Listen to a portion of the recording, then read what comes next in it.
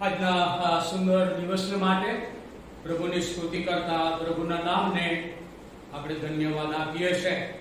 આજનો આ દિવસ એ વિશેષ દિવસ છે જે મને અને તમને મારા અને તમારા પ્રભુએ મારા અને તમારા માટે જે આશ્ચર્યકારક કામો મારા અને તમારા માટે એણે બલિદાન આપ્યું છે, જેને કારણે આ જગ્યાએ આજે આપણે એનો આભાર માનવાને માટે, એની સ્તુતિ કરવાને માટે અને આપણા માટે એને જે કર્યું છે એને યાદ કરીને ઈશ્વર પિતાનો આભાર માનવા આપણે એકઠા થયા છે। સુંદર ગીતો ક્વાયર દ્વારા રજૂ કરવામાં આવ્યા અને ગીતોના રચનાને માટે પણ પ્રભુનો બહુ આભાર માનતા હતા બધા જ લોકો જેમણે વધસ્તંભનો સ્વીકાર કર્યો અને પ્રભુ ઈસુ ખ્રિસ્તને પોતાના અંગત ઉતારનાર તરીકે સ્વીકારીને એમના જીવનમાં જે પરિવર્તન આવ્યું એને કારણે પ્રભુ પરના પ્રેમને લીધે એમણે પ્રભુ એમને જે કૃપા આપી ઉદ્ગારો એમણે વચનોમાં ગીતોમાં મૂક્યાને માટે એ મહાન સેવકો જેને માટે આપણે ભજન સંગ્રહ મળ્યું એને માટે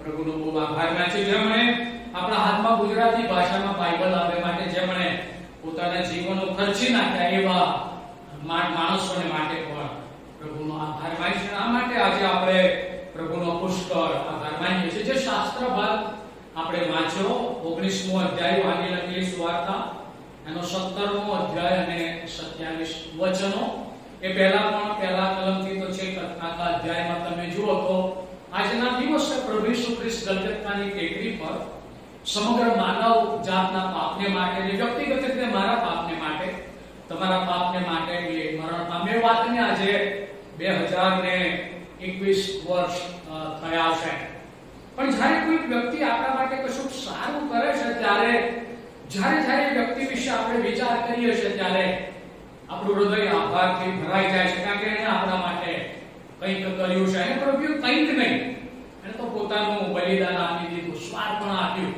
અને આપણને નરકમાંથી સ્વર્ગમાં ભાગીદાર બનાવ્યા। આપણે વિખૂટા પડેલા હતા, વિદેશીઓ હતા, ઘેટાની માફક ભટકેલા હતા, હવે એક વાડામાં એટલે એના વાડામાં મંડળી એનો વાડો છે અને આપણને બધાને એને વિવિધ સ્થળોમાંથી વિવિધ બેકગ્રાઉન્ડમાંથી એના અવયવો તરીકે એની મંડળી તરીકે સ્થાપ્યા માટે આપણે ખરેખર પ્રભુનો પુષ્કળ આભાર માનીએ છીએ। જે શાસ્ત્ર ભાગ વાંચીએ તે બનાવશે એ દિવસે શું બન્યું એ બધું ત્યાં નોંધવામાં આવ્યું છે અને લગભગ દર ગુડ ફ્રાઈડેના દિવસે એ શાસ્ત્ર ભાગો વાંચવામાં આવે છે। પણ ત્યાર પછી ગલગથાની ટેકરી પર જે બનાવ બન્યો ને ત્યાર પછી જે એના શિષ્યોએ જે કાર્ય કર્યું, આખી દુનિયામાં ગયા અને ઘણા બધા લોકોએ આ સુવાર્તા સાંભળી અને વિશ્વાસ કર્યો પ્રભુ ઈસુ ખ્રિસ્ત પર અને એમના જીવનો પરિવર્તન પામ્યા। અને ત્યાર પછી એમણે જે કંઈક એમના અનુભવો હતા, એમની જે સાક્ષીઓ હતી એ એમણે આપીને એમાંનો એક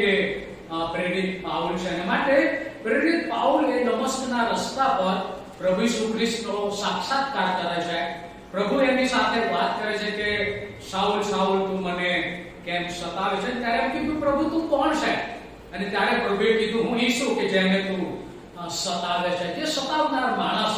પણ પ્રભુ ઈસુ ખ્રિસ્તનો ભેટો થયો ત્યારે હવે એ દુઃખ વેઠનાર બન્યો છે અને એને 3 મિશનરી મુસાફરી કરી અને એ જમાનાના એશિયા માઇનોર પ્રાંતમાં એ ફર્યો અને ત્યાં એણે ઘણી બધી મંડળીઓ સ્થાપી અને એમાં એની સાથે કેટલાક લોકો સેવામાં જોડાયા। આજે પણ જ્યારે આપણે આ ચર્ચમાં સાથે મળીને ભજન કર્યું ત્યારે કેટલા બધા લોકો એ વિવિધ સેવાઓ આપી, કોઈને મધ્યસ્થીની પ્રાર્થના કરી, કોઈને પાપ કબૂલાત અને આભાર સ્તુતિની પ્રાર્થના કરી, કોઈને બાઇબલ વાંચન કર્યું વારા પરથી। તમે જો આ બધું આપણે એકબીજાની સાથે રહીને પ્રભુનો આભાર માનીએ કે આપણે બધા અવયવો છીએ અને માટે આ જે પ્રેરિત પાઉલ હતો એના જે સહાયક તિમોથી, સિલાસ અને તીતસ અને બધું બહુ મોટું લાંબુ લિસ્ટ છે, એ વિશે આપણે જોવાના નથી, પણ 2 વ્યક્તિઓને એને અંગત રીતે પત્રો લખ્યા અને એમાં તિમોથી અને તીતસ એ 2 એના ખાસ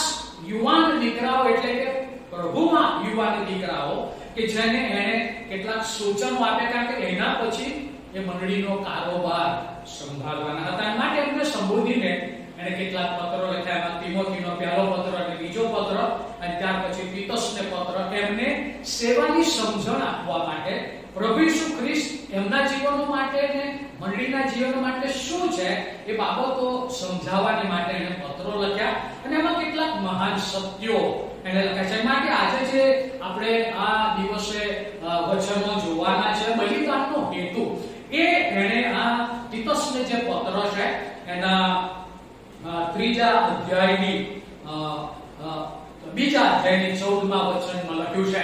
અને તમે જો બાઇબલ લાવ્યા છો તો મારા બાઇબલ પ્રમાણે 213 નંબરના પૃષ્ઠ પર નવા કરારમાં એ શાસ્ત્ર ભાગ છે.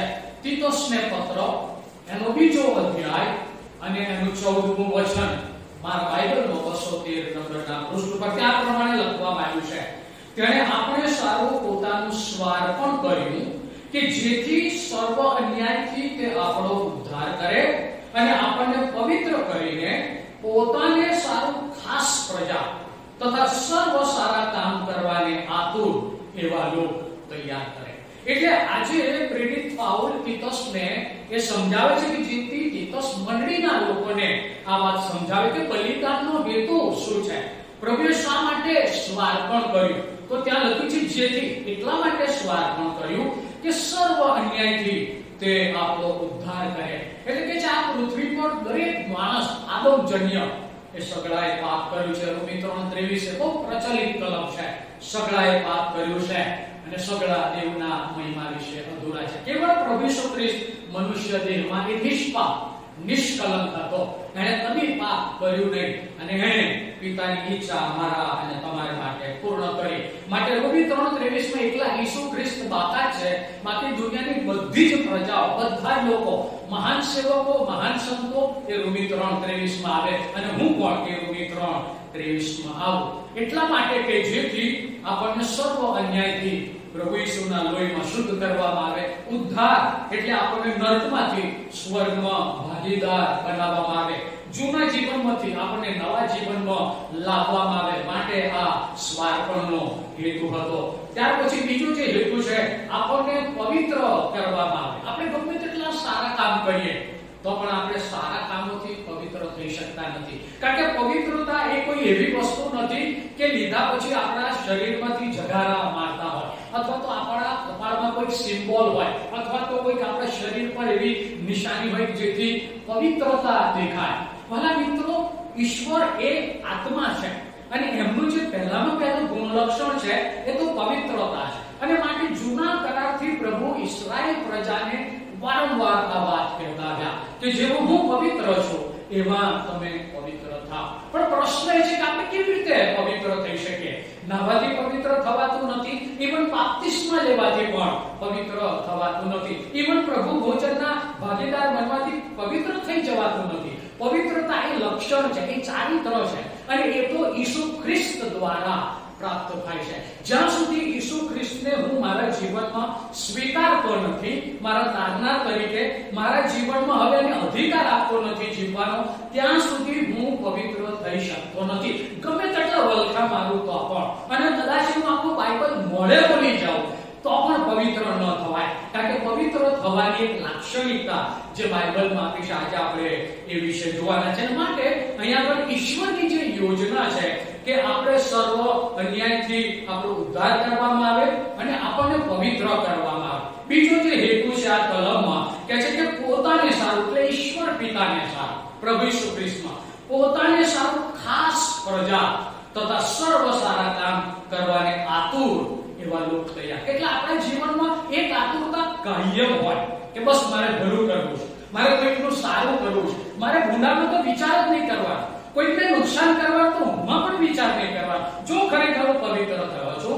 જો ખરેખર હું શુદ્ધ થયો છું, જો ખરેખર મારામાં ખ્રિસ્ત જીવે છે, તો એ વિચારોને ઊંઘમાં પણ કોઈ સ્થાન મારા જીવનમાં ન હોય. એવું આ કલમ કહે છે, એવું આ કલમ હું નથી કહેતો, આ પ્રભુનું વચન કહે છે. માટે શું કહે છે? ઈસુ ખ્રિસ્તના બલિદાન દ્વારા, સ્વાર્પણ દ્વારા આપણને એવા લોકો તૈયાર કરવા માંગે છે કે આપણે હંમેશા સારું કરવાની માટે તત્પર અને આતુર હોઈએ. આતુર કોને કહેવાય? તમે જો કોઈ જગ્યાએ જ્યારે તમારે જવાનું હોય, ધારો કે તમને અમેરિકા જવાનો વિઝા મળ્યો ને હવે તમે પ્લેનમાં બેઠા છો અને લગભગ 18 કલાક 19 કલાકની તમારે મુસાફરી કરવાની છે, પણ તમને સતત એક જ આતુરતા છે.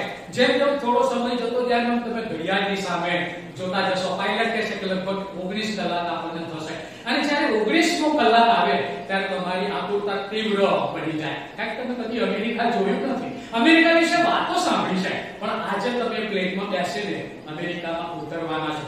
આ મુસાફરી દરમિયાન તમારી આતુરતા સતત બસ એક જ વિચાર તમને સતાવે છે કે ક્યારે હું અમેરિકામાં પગ મૂકીશ. એ ફૂડ આપવામાં આવે, બધું જ આપવામાં આવે, પણ એમાં તમારું ધ્યાન બહુ ભાઈ નહીં.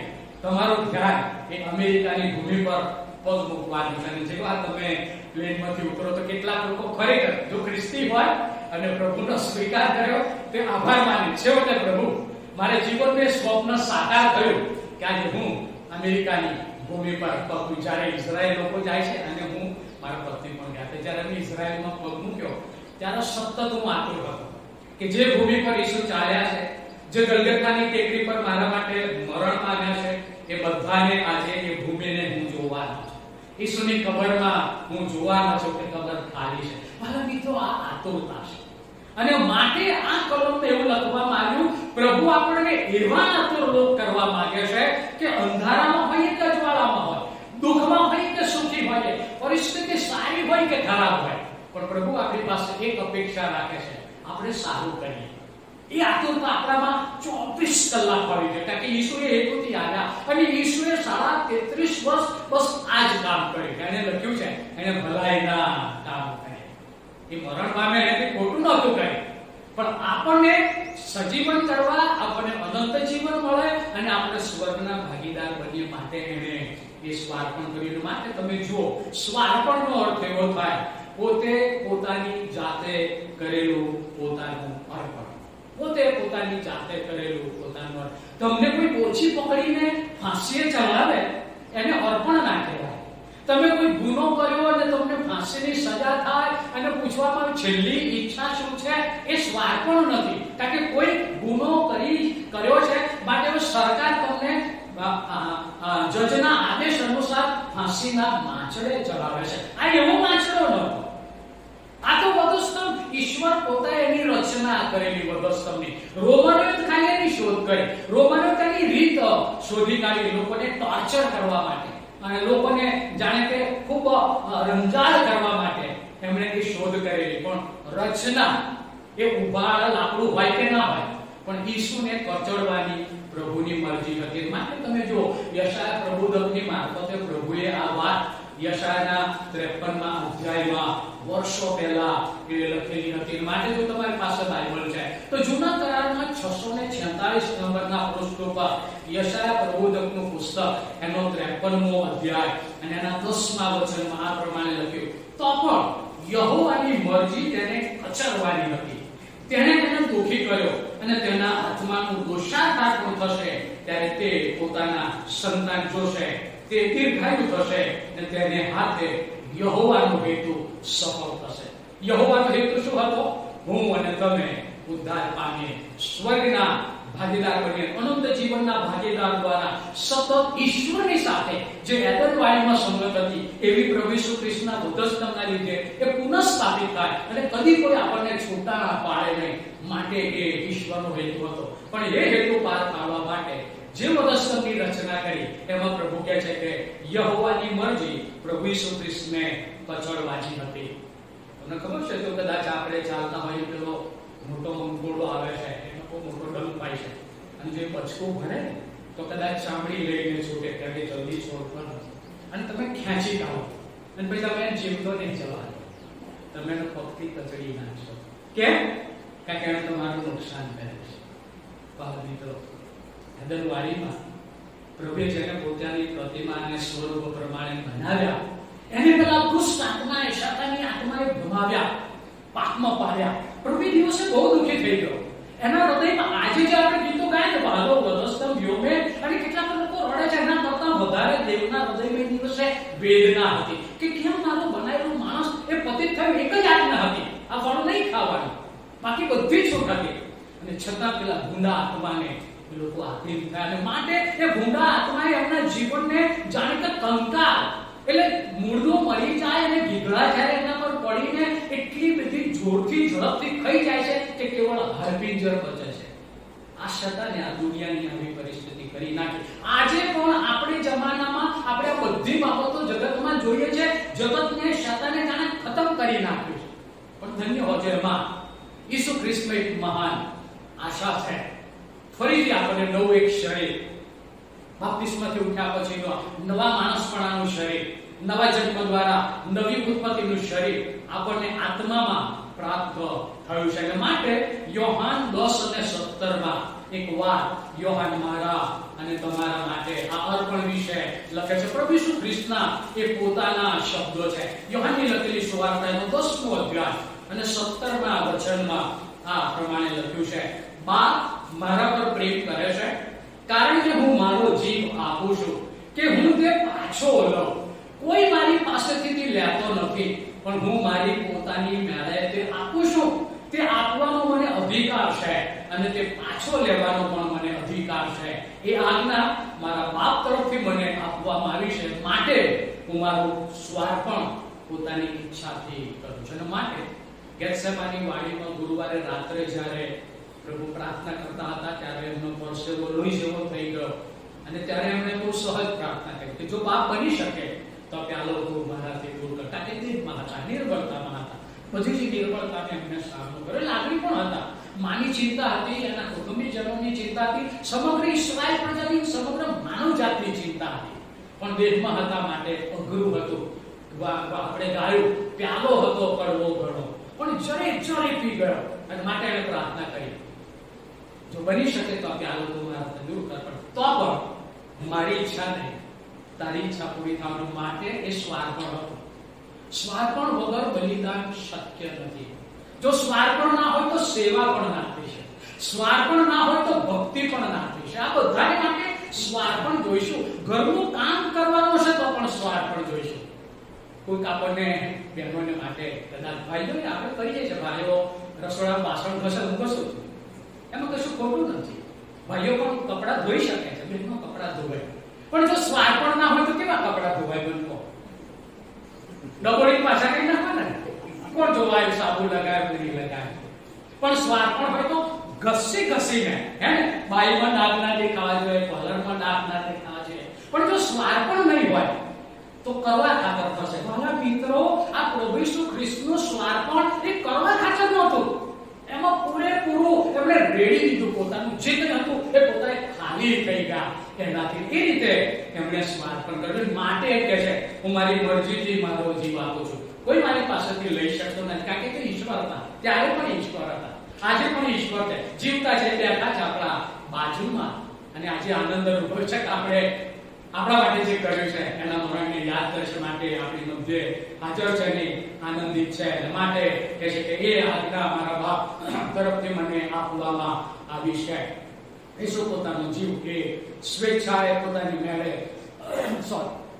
આપે છે. અને માટે આપણે પ્રભુનો આભાર. બીજો એક બનાવ જૂના કરારમાં એ નોંધવામાં આવ્યો છે, જેમાં ઇબ્રાહીમને ઈસાકનો દીકરો પ્રાપ્ત થાય છે. લગભગ 100 વર્ષનો થયો, 75 વર્ષનો હતો ત્યારે એને વચન આપવામાં આવ્યું હતું. ઈસાકનો જન્મ લગભગ એની ઉંમર 100 વર્ષની થઈ ત્યારે એને એ દીકરો પ્રાપ્ત થયો. માટે ઉત્પત્તિનું પુસ્તક એનો 22મો અધ્યાય, જેમાં ઈસાકના બલિદાનની વાત લખવામાં છે. એમાંથી બે બાબતો હું તમારી આગળ રજૂ કરવા માંગુ છું. 22મા અધ્યાયની પહેલી કલમ આ પ્રમાણે લખ્યું, ઈશ્વર પિતાએ એને આજ્ઞા આપી. એ વાતો પછી એમ થયું કે દેવે ઇબ્રાહીમની પરીક્ષા કરી ને તેને કહ્યું ઇબ્રાહીમ, ને તેને કહ્યું હું આ રહ્યો. અને તેને કહ્યું કે હવે તારો દીકરો, તારો એકનો એક દીકરો ઈસાક, જેના પર તું પ્રીતિ કરે છે, તેને લઈને મોરિયા દેશમાં ચાલ્યો જા. અને ત્યાં જે પર્વતો હું તને બતાવું તેઓમાંના એક પર તેનું દહનાર્પણ કર. 25 વર્ષ સુધી જે માણસ છે, જે દીકરા માટે પ્રાર્થના કરી છે, અને પ્રભુએ વચન આપ્યું હતું હું તારામાંથી દેશ જાતિઓ પેદા કરીશ, તારામાંથી રાજાઓ પેદા થશે. અને 100 વર્ષ પછી એ તંબુમાં જ્યારે બેઠો હતો ત્યારે પ્રભુએ કીધું કે આવતા વર્ષે આ રીતે આવીશ, ત્યારે સારાના ખોળામાં દીકરો હશે. એ વાત પ્રભુએ વચન આપેલું હતું, એ વચન પૂર્ણ થયું. અને હવે બધું ધ્યાન એ ઇબ્રાહીમનું પેલા ઈસાક ઉપર છે. તમને ખબર છે, વર્ષોથી જે ભેટની તમે અપેક્ષા રાખતા હો અને પછી જ્યારે તમને મળે ત્યારે તમારું ધ્યાન ક્યાં જાય? એ ભેટ ઉપર હોય કે નીચે કઈ કાઢવો ઓળો ભાઈ તમે જો જ્યાં કુહા સંજય ભેટ ઉપર તમે જો જે લોકો કુમારા હોય ને એ સ્વપ્ન જોતા રાતે દિવસે ચાલતા ચાલતા જોવે અને જ્યાં જાય ત્યાં સ્વપ્ન દેખાય પછી એમના સ્વપ્નમાં એક ચિત્ર હોય કે મારી પત્ની આવી ભાવી જોઈએ મારા આવા બધું સહજ શકાય મેં કરેલું છે એટલે કહું છું આમાં કશું ખોટું નથી ઇટ ઇઝ ગુડ જોવા જોઈએ સ્વપ્ન હે પણ સારા જોવાના ખોટા નહીં ઓકે માટે કે છે કે એક પુરુષ અથવા એક સ્ત્રી એ પોતાના જીવન સાથીને માટે સ્વપ્નો જોશે ને એને મગજમાં ચિત્રો તૈયાર કર્યું છે જ્યારે લગ્ન થાય અને પછી તમને એમ થાય કે મારું સ્વપ્ન સાકાર થયું તો ત્યારે સ્વપ્ન સાકાર થયું ત્યારે એમ કેમ કવા આધી જા એવું કહેવાનું હવે આધી જા તો ભાઈ સ્વપ્ન છે એનું સાકાર થયું એટલે સ્વપ્ન શું કરવા કર્યું તો કેટલાક લોકો એના માટે હાઈકારો નહોતું ક્યાં ગુજારો દિવસ મારા જીવનમાં આવ્યો કારણ કે સ્વપ્ન નહોતું જેમ કે મા બાપે મારી મછલી ગોઠવી દીધા ખીલે બાંધી દીધા પણ ખીલે બાંધવાથી કંટ્રોલ ના થાય ઉપરથી અનકંટ્રોલ થઈ જાય ખીલે બાંધ્યા પછી કેટલાક જીવનમાં આવું બન્યું માટે મારા મિત્રો એ જે ભેટ મળી છે એને બહુ જ સાચવવામાં આવે અને મારે બધું કહેવાની જરૂર નહીં કે ઘણા બધા પતિ પત્ની તરીકે બેઠા છે લગ્ન પછી જે આપણે એકબીજાની કાળજી લીધી કારણ કે આપણું સ્વપ્ન સાકાર થયો ના પડે ભેટ મળી ઇબ્રાહીમને 25 વર્ષ રાહ જોઈ અને ઈસાકની ભેટ મળી હવે પ્રભુ બહુ ગજબનો ટેસ્ટ લે છે મને તો પરીક્ષા આપવી જોઈએ આપણે સંજય કેમ આપવી જોઈએ કારણ કે આપણે જે કંઈ ભણ્યા છે એ આપણા મગજમાં કેટલું ઉતર્યું એનો એક ટેસ્ટ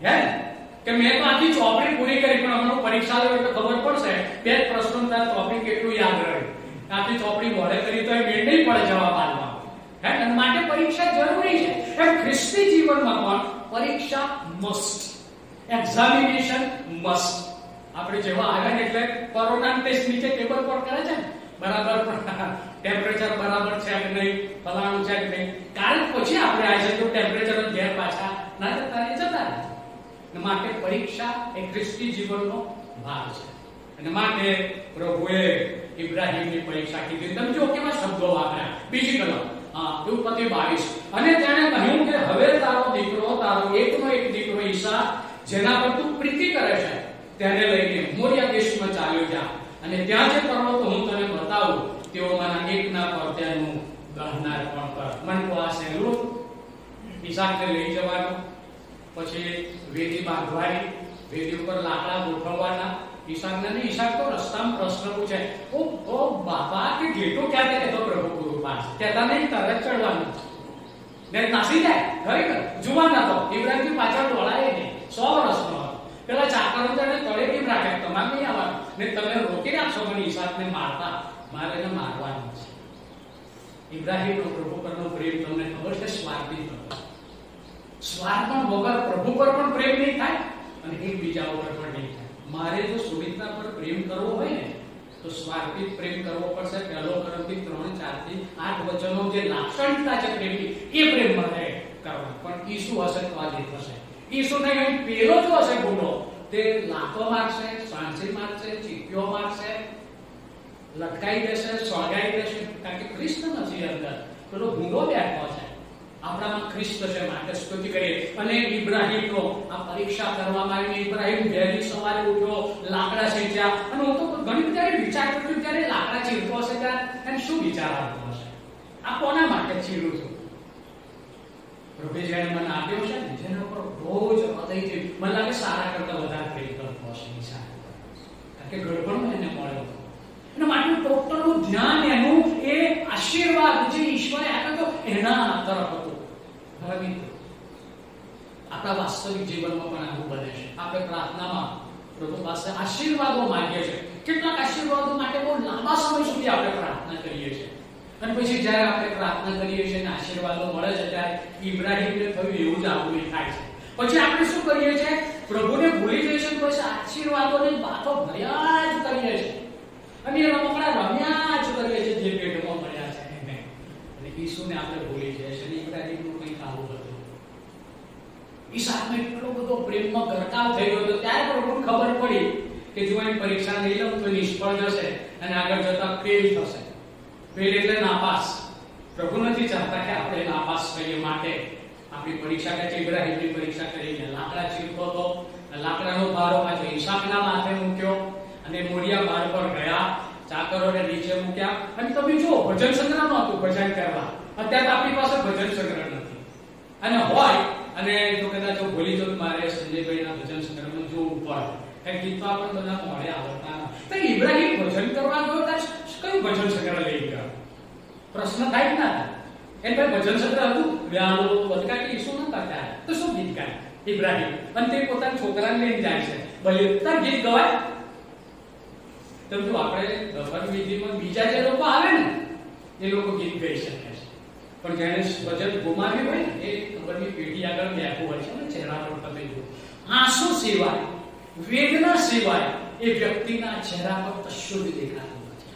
એ ગાવાની કોશિશ કરે તો પણ ગળામાંથી અવાજ નીકળતો નથી, કારણ કે એને પોતાનું સ્વજન ગુમાવ્યું છે કાયમ માટે. કારણ કે ફરી એને અત્યારે મનુષ્ય દેહમાં નથી મળવું જોઈએ. વિશ્વાસી તો એને ખબર છે કે પુનરુત્થાનની પ્રભાતે આપણે ઉઠીશું અને સદાકાળ પ્રભુના વિસામામાં સાથે. પણ આ જગતનો માણસ નહીં કરી શકે, એ તો છાતી ફૂટે છે, હવે મારું શું? કારણ કે વેદના છે. માટે ઈસાક જ્યારે આ બધું કરે છે ત્યારે એની પાસે બે બાબતો હતી ભજન કરવાની. એક હાથમાં છરો હતો અને બીજા હાથમાં આગ હતી, મશાલ, કે જેના કારણે એ પેલી જે વેદી ઉપર લાકડા મૂકે ને એને, કારણ કે દીવાસળી તો હતી ને, લાઇટર તો હતું નહીં, એટલે એને મશાલ લઈ ગયો. એટલે મશાલ લઈને ચાલતો હતો અને કદાચ ઈસાકના જ હાથમાં પકડાઈ હશે. ઈસાકના માથે લાકડાનો ભારો પણ મૂક્યો હતો. છેલ્લે સુધી કદાચ કોઈ ચાકરે એને મશાલ પકડાઈ, પણ હવે પોતે પકડી. એટલે એક હાથમાં મશાલ છે અને એક હાથમાં છરો છે અને મોરિયા પાળ પર પ્રભુનું ભજન કરવા જાય છે. આવો કોઈ અનુભવ કર્યો આપણે ભજન કરવા માટે, કે આપણે ભજન કરવા જતા હોય રવિવારે અને એક હાથમાં મશાલ હોય અને એક હાથમાં છરો હોય ને આપણે આપણા સ્વજનને ત્યાં આપી દેવાનું હોય. ઈસાકને તો બચાવવા માટે પ્રભુએ રોકી દીધો, બસ કર, મેં તારો પ્રેમ જોઈ લીધો. પણ જ્યારે એને પોતાના ક્ષેત્રને વધસ્તંભ આપ્યો ગલગથાની ટેકરી પર, ત્યારે બાઇબલ કહે છે એને મોં અવળું ફેરવી લીધું. ત્યારે એને બહુ પાડી, હે મારા દેવ તે મને કેમ મૂકી દીધો છે? વાય પ્રભુની મરજીને કચડવાની નથી, માટે મેં અવળું ફેરવી. અને એટલી હદ સુધી એને શિક્ષા કરવામાં આવી કે હવે પિતાનો જે કોપ હતો એ શિક્ષાને લીધે શાંત થયો. તમારું કોઈને બગાડ્યું હોય, કદાચ તમને કોઈ બહુ મોટું નુકસાન કર્યું હોય, જજ એમ કે આ કોર્ટમાં મારી ઓથોરિટીથી હું તને કહું છું કે જેટલી લાતો મારી હોય એટલી માર, જેટલા લાખા મારો એટલા માર, અને તારા હાથમાં જે હોય તારે મારવાની છૂટ છે. તો મને કોઈ પેલો શું કરે? જો જજ આવી પરમિશન ના લે તો મને લાગે છે જીવવા ના, ખાલી મારના મારી જ નાખે. અને કેટલા તો જેલમાં બેઠા બેઠા નહીં વિચાર બહાર નીકળવા તો પછી એને પતાવી દો. અને કેટલા બધા કેસ એવા બન્યા. પ્રભુએ મારા અને તમારા પાપોની એટલી બધી શિક્ષા કરી, એટલી બધી શિક્ષા કરી કે હું અવળું ફેરવી દીધું અને કીધું બસ એને માર માર માર. મરી ગયો ત્યાં સુધી ઈસુને માર્યો અને પછી એમ કીધું હવે સંપૂર્ણ થયો. હવે મારો કોપ, ગુસ્સો પાપ પ્રત્યે શાંત થઈ ગયો છે. અને ઈશ્વરની કૃપાની યોજના હતી. આપણે શિક્ષા ભોગવવાની હતી, આપણે એ રીતે મરવાનું હતું. આપણું સ્થાન પ્રભુ ઈસુ ખ્રિસ્તે પોતે લીધું, માટે લખવામાં આવ્યું આપણે માટે એને ખંડણી ભરી. આપણી જગ્યાએ એ બલિદાન બન્યો ને પિતાએ એ સમયે ગલગથાની ટેકરી પર જ્યારે એને શિક્ષા કરવામાં આવતી હતી ત્યારે મોં અવળું, એ જો મોં અવળું ના ફેર્યું હોત તો મને નથી જાણતું કે આપણે આ જગ્યાએ બેઠા હોત, આપણા હોઠમાં પ્રભુના ગીતો હોત, આપણે નટના ભાગીદાર હતા. પણ ધન્ય હોય તો પ્રભુના નામને કે આપણે માટે બલિદાન બન્યું. માટે પ્રેરિત પાઉલ એના 14 પત્રો છે આ નવા કરારમાં. મોટા ભાગના નવા કરાર એના પુસ્તકો જે ભરેલા, એને ખ્રિસ્તના પ્રેમની અને બલિદાનની વાત કરે છે. માટે એમ કીધું કરંતની મંડળીમાં, હું વિદ્વત્તાથી ભરેલા ભાષણ આપવા માટે નથી આવ્યો, એ ખ્રિસ્ત મુએલો જે પુનરુત્થાન પામ્યો એને પ્રગટ કરવા હું આવ્યો છું, જેથી તમારો ઉદ્ધાર થાય. ચાહે તમે ગ્રીક હો કે હિબ્રુ હોય કે દુનિયાની કોઈ પણ ભાષાના લોકો હો. પ્રભુની સ્તુતિ થાય. એ દ્વારા આપણે બધા પ્રભુમાં ભાગીદાર બન્યા છે. હવે તમે જુઓ તો પ્રભુ ઈસુ ખ્રિસ્તને ઈશ્વર પિતાએ બલવાન તરીકે જગતમાં મોકલ્યા. અને માટે યોહાનને ખબર પડી બાપ્તિસ્મા કરનાર, જ્યારે ઈસુ બાપ્તિસ્મા લેવા માટે આવ્યો ત્યારે એના શિષ્યો જોડે ઉભા હતા અને કીધું, જુઓ દેવનું બલવાન જે જગતનો પાપ અર્પણ કરે છે. અને એમાં યોહાન અને આંદ્રિયા એ બંને એના શિષ્યો હતા, યોહાન બાપ્તિસ્મા કરનાર. અને એમણે કીધું કે જાઓ હવે એની પાછળ જાઓ, મારી પાછળ આવવાની જરૂર નથી. અત્યારે તો કોઈ ગુરુ પોતાનો ચેલો એક ઓછો થાય એને ગમતું નથી, વધારે ચેલા બનાવતા જાય. આપણો સ્વભાવ છે. આ યોહાન બાપ્તિસ્મા કરનાર જેણે કીધું એ વધતો જાય અને હું ઘટતો જાઉં, એના ચંપલની પાઘડી છોડવા માટે હું લાયક નથી, કારણ કે એની ક્વોલિટી હતી. એ તો પોકારનારની વાણી હતો. ઈસુ ખ્રિસ્ત માટે આવ્યો હતો, એ પોતાના માટે નહોતો આવ્યો. આપણે આ દિવસોમાં કદાચ આપણું પરફોર્મન્સ બતાવ્યું. વાલા મિત્રો, ક્વિક કે પરફોર્મન્સ બતાવવાની જગ્યાએ પુલપિટ પર આવતા પહેલા આપણે આપણી જાતનું સ્વાર્પણ કરવાનું છે, કારણ કે ઈસુ ખ્રિસ્તને ઊંચા કરવા માટે આ ઊંચું પુલપિટ છે. અહીંથી ઈસુને ઊંચા કરવાના છે, નીચા પાડવાના છે. પણ આ સત્ય હજુ પણ આપણે કેટલા બધા ગુડ ફ્રાઈડે ગયા, હજુ આ સત્ય આપણે સમજ્યા નથી. માટે કેટલીક વાર આપણે સ્વાર્પણ નથી સેવામાં, માટે આપણે પરફોર્મન્સ કરીએ છીએ. પ્રભુને પરફોર્મન્સની જરૂર નથી, કારણ કે સર્વશક્તિમાન, એ સર્વજ્ઞ, સર્વવ્યાપી અને સર્વકાલિક છે, સર્વ સત્તાધીશ છે. આપણા કોઈ પરફોર્મન્સની એને જરૂર નથી. આપણને આપણી પાસે અપેક્ષા અધીનતાની રાખે છે, અધીનતાની રાખે છે, એને અધીનતા જોઈએ છે. ઇબ્રાહિમ આધીન થયો, હવે પોતે પ્રભુ આધીન થાય છે, માટે દેવના હલવાન તરીકે આવ્યા. હવે વેદી ઈસાકને બલિદાન આપવા માટે, એનું દહન પણ કરવા માટે પથ્થરની વેદી બાંધવામાં આવી, એ પણ ઘડેલા નહીં, આળાવડા પથ્થર. પ્રભુને આકારની નહીં, ચારિત્રની જરૂર છે. ગમે તેવું હોય, તમે સગળા મારી પાસે જેવા છે તેવા, એની વેદી બનેલી છે. અને એ વેદીમાં આપણે બધા આવી ગયા. અને એ વેદી ઉપર ઈસુ પોતે બલિદાન તરીકે, દેવના હલવાન તરીકે જોડ્યા, પોતે વેદી બન્યા મારા અને તમારા માટે. માટે પહેલો યોહાન 1:7 એ બહુ જ ગજબનું વચન છે. એ હલવાના રક્તમાં હવે આપણા પાપથી આપણને શુદ્ધ કરવામાં આવે છે. પહેલો યોહાન 1:7 પ્રભુનું વચન મને અને તમને આ પ્રમાણે જણાવે છે. તેના પુત્ર ઈસુનું રક્ત આપણને સગળા પાપથી શુદ્ધ કરે. પહેલો યોહાન 1:7. એનો અર્થ એવો થયો કે જાનવરના બલિદાનથી આપણા પાપ માફ થાય.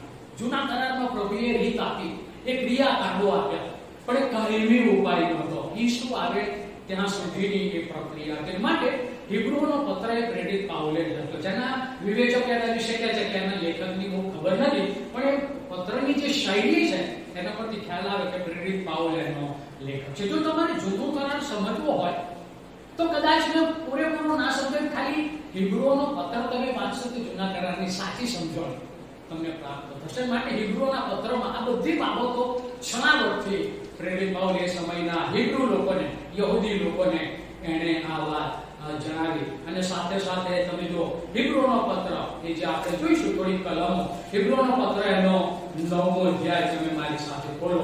અને એના 1 થી 10 વચનો આપણે પૂરા વાંચવાના નથી, તેમ છતાં હું ઝડપથી વાંચવાની કોશિશ કરી, ધ્યાનથી સાંભળજો. હિબ્રુના પત્ર 9મો અધ્યાય 1 થી 10 વચન. હવે પહેલા કરારમાં પણ ભજન સેવાના વિવિધ વિધિઓ તથા એક પવિત્ર સ્થાન પણ હતા ખરા, કેમ કે મંડપ ઉભો કરવામાં આવ્યો હતો, એટલે પહેલા ભાગમાં દીવી, મેજ તથા અર્પિત રોટલી હતી. તેના પવિત્ર સ્થાનમાં પવિત્ર સ્થાન કહેતા, અને બીજા પડદાની પાછળ બીજો ભાગ હતો, તેને પરમ પવિત્ર સ્થાન કહેતા હતા. તેમાં સોનાનું ધૂપપાત્ર તથા ચારે તરફ સોનાથી મળેલી કરારની પેટી હતી. એ પેટીમાં માનનાથી ભરેલું સોનાનું પાત્ર, હારૂની કડી, ફૂટેલી લાકડી તથા કરારના શિલાપાટ હતા. અને તેના પર મહિમાદર્શક તળવો જેઓની છાયા દયાસન પર પડતી હતી. હમણાં તેઓ સૌથી અમારાથી સવિસ્તર કહેવાય એમ નથી. હવે એ વસ્તુઓ ઉપર કયા પ્રમાણે તૈયાર થયા પછી યાજકો આગલા ભાગમાં સેવા કરવાની માટે નિત્ય જાય છે, પણ બીજા ભાગમાં વર્ષમાં એક જ વાર એકલો પ્રમુખ યાજક જાય છે, પણ તે રક્ત વગર નહીં. એટલે જે રક્ત તે પોતાને સારું તથા લોકોના અજ્ઞાનતામાં કરેલા અપરાધને સારું અર્પણ કરે છે તે. તેથી પવિત્ર આત્મા એમ જણાવે છે કે જ્યાં સુધી પહેલો મંડપ ઉભો છે ત્યાં સુધી પરમ પવિત્ર સ્થાનમાં જવાનો માર્ગ ઉગાડો થયો નથી. વર્તમાન કાળને સારું તે મંડપ નમૂના રૂપ હતો. તે પ્રમાણે જે અર્પણો તથા બલિદાનો આપવામાં આવતા હતા તેઓ ભજન કરનારનું અંતઃકરણ સંપૂર્ણ પવિત્ર કરવાને સમર્થ નહોતા. તેઓ ખોરાક, યાર્પણો તથા વિવિધ પ્રકારના સ્નાન સાથે કેવળ શારીરિક વિધિઓ હતા. તેઓ સુધારાનો સમય આવતા સુધી જ ચલાવવાને કરાવેલા હતા. એટલે ઈ શું આવે ત્યાં સુધી પિતાએ એ વાત નિર્માણ કરી હતી. હવે નવા કરારમાં પ્રભુ આપણા માટે બલિદાન બન્યા છે અને માટે એ જાનવરોના બલિદાન દૂર કરવાના એક જ અર્પણથી પ્રભુએ મને અને તમને સદાકાળને માટે ભૈરવનો પતો ખુલ્લો રાખ્યો. 10મો અધ્યાય 12મા વચનમાં આ પ્રમાણે લખ્યું, પણ એ તો પાપોને માટે એક બલિદાન સદાકાળને સારું કરીને દેવની જમીન તરફ બિરાજેલો છે અને હવે પછી તેના વેરીઓને તેનું પાદાસન કરવામાં આવે ત્યાં સુધી તે તેની વાટ જુએ છે. એટલે એક જ અર્પણથી મને અને તમને સદા શુદ્ધ અને પવિત્ર. હવે આપણે કોઈ અર્પણ કરવાની જરૂર નથી. કુકડો કે કશું જોબ તો યાત્રા કશું જ નહીં, બધું દૂર કરી દેવામાં આવે. કારણ કે હવે મુલાકાત મંડપ પણ નથી અને યરુશલેમનું મંદિર પણ નથી. હવે મંડળી છે અને એ મંડળીમાં ઉદ્ધારક પ્રમુખ યાજક પોતે ઈસુ ખ્રિસ્ત છે. પોતે હલવાન બન્યા, પોતે વેદી બન્યા અને પોતે પોતાનું લોહી લઈને પરમ પવિત્ર સ્થાનમાં એ ગયેલા છે. અને માટે તમે જો જુઓ તો મારા અને તમારા માટે આ અધ્યાય જેવી વાત પ્રભુ તરફથી નક્કી કરવામાં આવી. હવે તમે જો 7મો અધ્યાય ઇબ્રાનો ખોલો ત્યાં 26મી કલમમાં આ પ્રમાણે લખ્યું છે, વળી આપણને એવા પ્રમુખ યાજકની જરૂર હતી કે જે પવિત્ર, નિર્દોષ, નિષ્કલંક, પાપીઓથી અલગ અને જેને આકાશ તથા કરતા વધારે ઊંચો ચડાવેલો છે. પ્રથમ પ્રમુખ યાજકોની પેટે પોતાના પાપોને માટે અને પછી લોકોના પાપોને માટે બલિદાન આપવાની દરરોજ તેને અગત્ય રહેતી નથી, કેમ કે તેણે પોતાનું સ્વાર્પણ કરીને એ કામ એક જ વખત કર્યું. કેમ કે નિયમશાસ્ત્ર નિર્બળ માણસોને પ્રમુખ યાજક કરાવે છે, પણ નિયમશાસ્ત્ર પછીના સમનું વચન તો સદાકાળ સંપૂર્ણ કરેલા પુત્રને પ્રમુખ યાજક કરે. એટલે નવા કરારમાં પ્રભુ ઈસુ ખ્રિસ્ત આપણો પ્રમુખ યાજક છે. આજે પણ જ્યારે આપણે પાપ કરીએ છીએ, રડીએ છીએ, ઘૂંટણે પડીએ છીએ, ત્યારે સ્વર્ગીય સ્થાનમાં પરમ પવિત્ર જે સ્થાન છે ત્યાં પ્રભુ પોતાનું લોહી લઈને આપણે માટે મધ્યસ્થી કરે છે કે બા મારા નામમાં તમે એના પાપ માફ કરો. આજે પણ મધ્યસ્થી કરે જ્યારે આપણે પાપ કરીએ છીએ ત્યારે. અને માટે વાલા મિત્રો, નવો જન્મ પામ્યા પછી પાપ નહીં કરવું જોઈએ, સભાન રહેવું જોઈએ, કારણ કે એને આપણા માટે બલિદાન આપ્યું છે. માટે પરમ પવિત્ર સ્થાનમાં એ પોતાનું રક્ત લઈને મારે અને તમારે માટે ગયો છે. માટે આપણે પ્રભુનો આભાર માનીએ છીએ કે એ આપણે માટે પ્રમુખ યાજક બન્યો છે, એ આપણે માટે વેદી બન્યો છે, એ આપણા માટે પરમ પવિત્ર સ્થાન બન્યો છે. અને આજે જે મેજ છે ત્યારે જૂના કરારમાં એક મેજ રાખવામાં આવતી, એના પર રોટલી રાખવામાં આવતી અને રોટલી કાયમ માટે રહેતી. દાઉદને જ્યારે ભૂખ લાગી ત્યારે પવિત્ર રોટલી એને ખાધી હતી અને છતાંય મરણ પામ્યો, કારણ કે કોઈથી ના ખવાય. એ ઈશ્વરની મેજ પર સતત રાખવામાં આવતી અને 2 ખમીર રોટલી હતી. અને માટે 2 ખમીર રોટલીનું પર્વ પાળવામાં આવતું. આજે એવું મેજ નથી. આ મેજ એ નવા કરારનું મેજ છે. આ મેજમાં દ્રાક્ષારસ છે પણ ઈસુનું પ્રતીક છે. આ મેજમાં હાથે બનાવેલી વળેલી રોટલી છે, મીઠા વગરની, પણ એ ઈસુનું શરીર છે. આ તે પ્રતીક છે. ભલે પ્રતીક છે, બાઇબલ કહે છે કે પોતાની પરીક્ષા કરવી. અને જો પાપમાં જીવતા હોય તો આ નહીં લેવા, કારણ કે પ્રસાદ નથી. પ્રસાદ રસ્તે આવતો જતો માણસ હાથ કરે એટલે કોઈ એના હાથમાં મૂકે છે અને પછી ખાઈ જાય છે. એમાં કેળા, શીરો, ફ્રૂટ એવું બધું હોય છે. આ એક નથી. આ તો ઈસુનું લોહી છે. અને જ્યારે હું પીઉં છું ત્યારે હું ઈસુ મારા માટે લોહી વહેવડાવ્યું છે હું યાદ કરું જ છું. કોણ યાદ કરે? જે નવો જન્મ પામ્યો હોય, જે હજુ ઈસુ સાથે કોઈ સંબંધમાં નથી, મંડળી સાથે કોઈ સંબંધ નથી, એને આને શું લેવા દે? આ પ્રસાદ નથી કે લઈને ચાલ્યો જાય અને ફરીથી બહાર નીકળ્યા પછી એનું જીવન જીવે. આ મને તમને ગંભીર બાબત જણાવે છે. ઈસુનું લોહી માટે પ્રેરિત પાવલે વાત લખી, દરેકે પોતાની પરીક્ષા કરવી. માટે આજે આ વેદના ભાગીદાર થઈશું. પણ વાલા બેઠો બાકડા પર બેઠા છે ત્યાં તો હજુ એકબીજાની જોડે બેઠા છે, કદાચ કોઈ પાછલા માપડે છે, કોઈ કાગડા માપડે છે, અને જો નથી બનતું ને તો જ સમાધાન કર્યું છે. કારણ ઈસુ એટલા માટે મરણ પામ્યો છે. ઈસુએ દર્શન પર કેમ કીધું, પાપ તેઓને માફ કરતા કે તેઓ શું કરતે જાણતા નહીં. આજે તમે તમારા માથા પર બેસીને એમ કહેજો, પ્રભુ મને ખબર નથી પડતી કેમ હું એમ માટે દુશ્મનાવટ રાખું, પણ મને માફ કરો અને મારા ભાઈ સાથે મને સમાધાન કરો. કારણ કે પ્રભુ ઈસુ ખ્રિસ્તે કહ્યું, તું તારું અર્પણ લઈને આવે, જ્યારે તને યાદ આવે તારા ભાઈને તારી વિરુદ્ધ કંઈક છે તો એ અર્પણ પડતો હું જઈને પહેલા તારા ભાઈ સાથે સમાધાન કર અને પછી તારું અર્પણ ચડાવ. આવા અનેક ગુડ ફ્રાઈડે આવશે ને તો પણ જો આ કામ નહીં કરીએ તો આપણે પ્રભુ સાથે સમાધાન નહીં પામીએ અને એકબીજા સાથે સમાધાન નહીં પામીએ. કારણ કે આ તો શરીર છે. કે ખાતે છૂટો પડે આપણને ગમે નહીં એ ઠૂંઠો કહેવાય. મંડળીમાંથી એક સભ્ય ઓછો થાય તો મંડળી ઠૂંઠી થઈ ગઈ, પણ આપણે એની પરવા કરતા નથી. જાય તો જવા દો. ના, ઈશ્વરે એના માટે બલિદાન આપ્યું છે, આપણે નથી આવ્યું. શા માટે એમ જવા દેવાનું? પેલા 99 મૂકીને એકને શોધવા ગયો હતો જે ટાટા 99 સલામતતા વાળામાં એક ખોવાયેલો તેને શોધવા. તો આપણે આપણો ભાઈ જે ખોવાય છે ને શોધવા માટે પ્રભુની મદદ નહીં કરવાની. પ્રભુ એને શોધે છે, આપણે એના પર પ્રેમ કરવા. જેવો છે એવો. હું તો દુષ્ટ માણસ હતો, પ્રભુએ દુષ્ટ પર દયા કરી, કૃપા કરી. માટે હું આ નીચનો ભાગીદાર અને મંડળીનો ભાગીદાર. મારા માટે કોઈ એક મંડળી નથી. આખી દુનિયામાં જાણી જાઓ તમારા માટે મંડળી છે, કે સર્વવ્યાપી મંડળીનો ભાગીદાર છે. મારા મિત્રો, ગુડ ફ્રાઈડેના દિવસે આપણને આ છેલ્લી વાત, આપણું લક્ષ્ય હિબ્રુઓના પત્ર 3 અધ્યાય, હિબ્રુઓના પત્ર 3 અધ્યાય પહેલી કલમથી હું તમારી આગળ કેટલીક કલમો વાંચું છું. ત્યાં પ્રમાણે લખવામાં છે, એ માટે ઓ પવિત્ર ભાઈઓ, સ્વર્ગીય તેડાના ભાગીદાર, આપણે જે સ્વીકાર્યું છે તેના પ્રેરિત તથા પ્રમુખ યાજક ઈસુ પર લક્ષ્ય રાખો. મારા મિત્રો, તમે મારા ઉપર લક્ષ્ય ના રાખતા કે બીજા કોઈ મંડળીના આગેવાનો પર લક્ષ્ય ના રાખતા. તમારો પડોશી જેની સાથે તમને બનતું નથી એના પર લક્ષ્ય ના રાખશો, ઈસુ પર લક્ષ્ય રાખો. અને ઈસુ પર લક્ષ્ય રાખીશું ત્યારે આપણને એક જ વાત દેખાશે, આખા જગતના પાપ માટે મરણ પામે છે. જે મને નથી ગમતા ને એના માટે એ મરણ પામે છે. કેટલીક જગ્યામાં વાત કરું છું કે જો એક પૂરું પેપર ફોરવવામાં આવે તમને એમ કહેવામાં જે નથી ગમતા ને એના નામ લખો. તમને લાગે છે લિસ્ટ મોટું થાય કે નાનું થાય? આપણે જે આ દુનિયામાં ગમતા નહીં એવા લોકોનું લિસ્ટ લાંબુ હોય મોટું. બોલો ને, લાંબુ સાચો. કારણ કે એની ચાલ મને નહીં ગમતી, એમ તો મોઢું મને નહીં ગમતું, એ બોલે એટલે મને તો કંટાળો આવે છે, એ ચાલે તો મને તો કંટાળો આવે છે, અને એ વળી મારી જોડે બેસે તો વળી મને તો ઊંઘ જ ના આવે રાતે. આ બધા પ્રોબ્લેમ છે આપણા. આજે પણ આપણા પ્રોબ્લેમ છે. અને પછી પ્રભુ મને ધીરે ધીરે કે આ લિસ્ટ ફાડીને ફેંકી દે, કારણ કે બધા મને ગમે છે તો શું કરો? પ્રભુ એમ કે તને જે નહીં ગમતા એ બધા મને ગમે છે, બોલ શું કરવું છે? અને હું તને કાઢી નાખું તો લિસ્ટમાંથી, જીવનના પુસ્તકમાં તારું નામ કાઢી નાખું, શું થશે? ના તો એવું ના થાય, એવું ના, એ તો મારે એવું છે. આ બધા ના આવે, એ તો રહેશે જ. વાલા મિત્રો, જ્યાં સુધી આ દુનિયા પર છે ને આપણને એકબીજા જોડે લઈ જ બને હું આવી ગયો. કાકા બધું આપણને થાય છે જ. ભલે મેં લગ્નના કરાર કર્યા હોય, પણ જો આટલું પકડે એટલે તારું કામનું કાબુ નહીં રહેતો. એ પારો બહુ ગુસ્સાનો પારો ઊંચો જ જતો રહે છે. આઈ લવ યુ કે કોઈ કોઈ નથી રહેતું. અઘરું લાગે છે. જો ઘરમાં ઉઠો તો પડોશી બધા ના થાય. એમ તો આપણે સીધું ચોકીમાં જ પુરાઈ દઈએ. આજે જાય નહીં પીવાની કે ઊંઘમાંથી ઉઠે એટલે એરેસ્ટ કરી દે. પણ થોડા સમયમાં ના કર્યું છે. આપણી ક્રિશ્ચિયન સોસાયટીમાં આવું બનાવવું.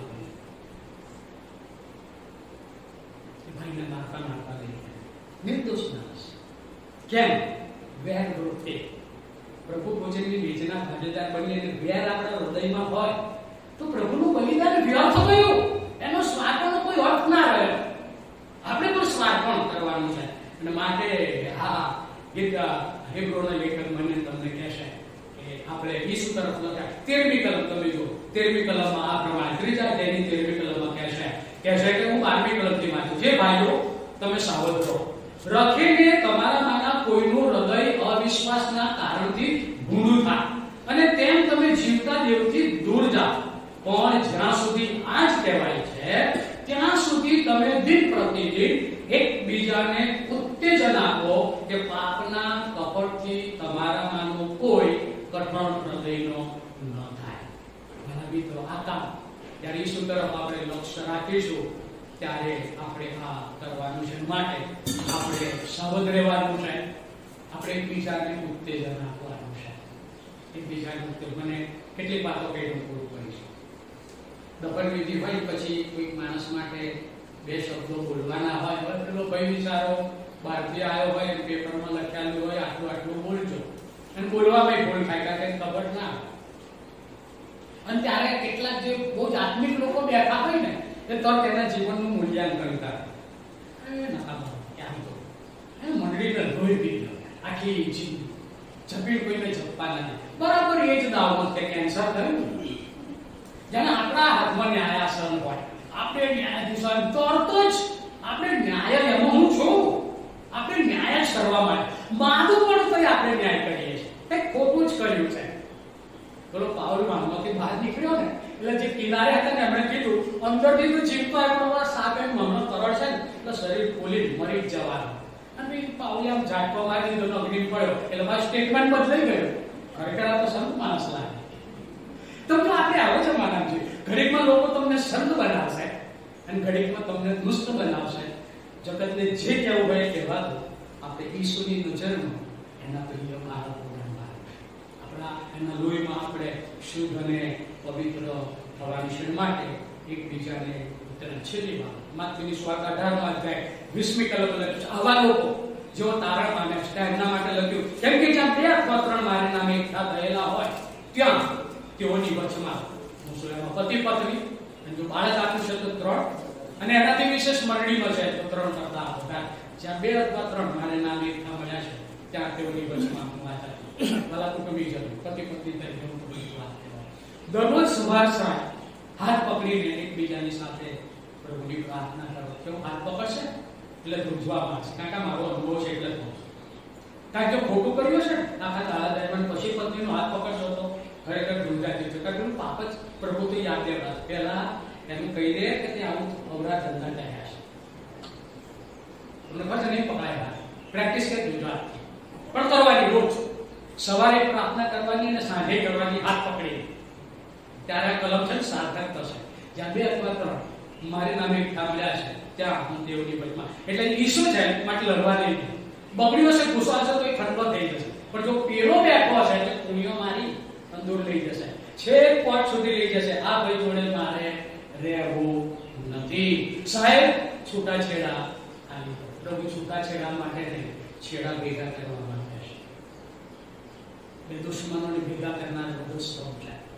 અને જો વધસ્તંભ ના હોય તો દુનિયા ક્યાંથી ખતમ થઈ ગઈ. પ્રભુ નામને ધન્યવાદ હો આજના શુભ દિવસને માટે કે જ્યાં મારો તમારો પ્રભુ મારા માટે મહાન. Thank you so much. God bless you.